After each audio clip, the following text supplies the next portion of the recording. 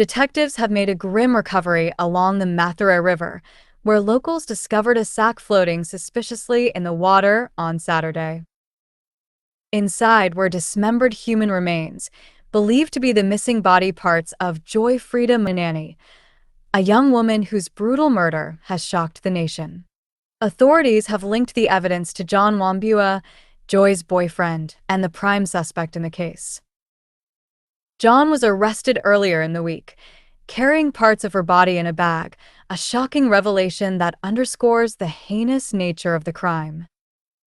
Following his arrest, police conducted an interrogation that led them to his rented house in Huruma, Nairobi, where additional evidence was recovered, piecing together the gruesome details of the murder.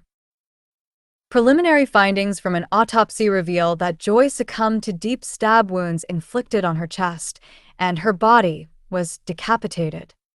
The brutality of the act has left many in disbelief, sparking widespread calls for justice and safety measures, particularly for women in vulnerable domestic situations.